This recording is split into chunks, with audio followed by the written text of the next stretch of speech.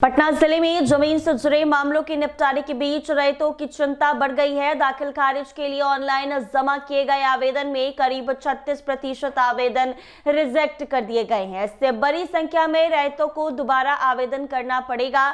आंकड़ों के अनुसार जिले में सबसे अधिक आवेदन फुलवारी शरीफ अंचल में रद्द किए गए हैं। अब एक और बड़ा फैसला आया है। जी हां, बिहार की सरकारी जमीन पर खरीद बिक्री पर तत्काल रोक लगा दी गई है। नीतीश सरकार ने यह अहम फैसला लिया है। माना जा रहा है कि भू माफिया के खिलाफ सख्त कार्रवाई के लिए यह बड़ा फैसला लिया गया। जानकारी के अनुसार सरकार ने सरकारी जमीन के अवैध निजी हस्तांतरण के खिलाफ सख्त रुख अपनाया है। इसके साथ ही सरकार ने 5 सख्त निर्देश भी दिए हैं, जिसे हर हाल में मानना होगा। जानकारी के अनुसार मुख्य सचिव प्रत्यय अमृत ने सभी प्रमंडलीय आयुक्त, जिला अधिकारी, अनुमंडल पदाधिकारी और अंचल अधिकारियों को पत्र जारी कर सरकारी भूमि की खरीद बिक्री पर तत्काल रोक लगाने का निर्देश दे दिया है। साथ ही भू माफिया इसमें संलिप्त भ्रष्ट अधिकारियों के आदेश दिए गए हैं। मुख्य सचिव ने स्पष्ट किया है कि यदि किसी सरकारी सेवक की संलिप्तता अवैध भूमि हस्तांतरण में पाई जाती है तो उसके विरुद्ध कठोर कार्रवाई की जाएगी। मुख्य सचिव द्वारा जारी पत्र में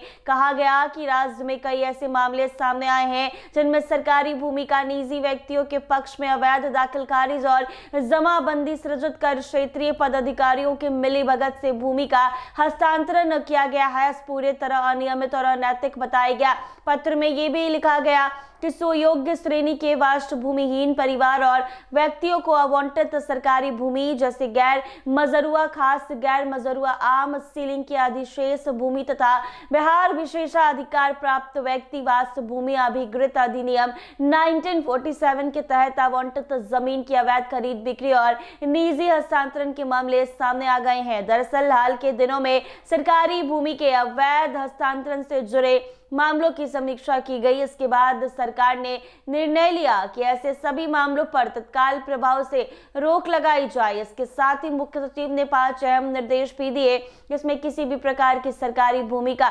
हस्तांतरण या आवंटन बिना राज्य सरकार की अनुमति के किसी संस्थान या व्यक्ति को नहीं किया जाएगा। मंत्रिपरिषद की स्वीकृति के बाद सरकारी भूमि के हस्तांतरण की प्रक्रिया आगे बढ़ाई जाएगी। राजस्व पदाधिकारियों के स्तर पर लंबित या विचाराधीन मामलों में अब एक स्तर ऊपर क्षेत्रीय पदाधिकारी, जिला अधिकारी, प्रमंडलीय आयुक्त की मंजूरी जरूरी होगी। उच्च न्यायालय के निर्णय, आदेश तथा पटना उच्च न्यायालय द्वारा पूर्व में निर्गत न्यायाधीशों पर यह प्रक्रिया लागू नहीं होगी और औद्योगिकीकरण को बढ़ावा देने के लिए राज्य सरकार द्वारा लैंड बैंक सृजन के निर्णय के तहत सभी जिला अधिकारी जिला स्तर पर लैंड बैंक पोर्टल का निर्माण करेंगे ताकि भूमि की सुलभ उपलब्धता सुनिश्चित हो सके। नीतीश सरकार का यह फैसला भू माफिया पर नकेल कसने के लिए किया गया है। अब भू माफिया जमीनों पर नकेल नहीं, जमीनों की कब्जा नहीं कर पाएंगे और कोई भी भ्रष्ट अधिकारी उसमें संलिप्तता अगर पाया गया तो उस पर बड़ी कार्रवाई की जाएगी। सरकार का यह फैसला भू माफियाओं को ठीक करने, उनके ऊपर कार्रवाई करने और नकेल कसने के लिए किया गया है। ऐसे ही तमाम अपडेट्स के लिए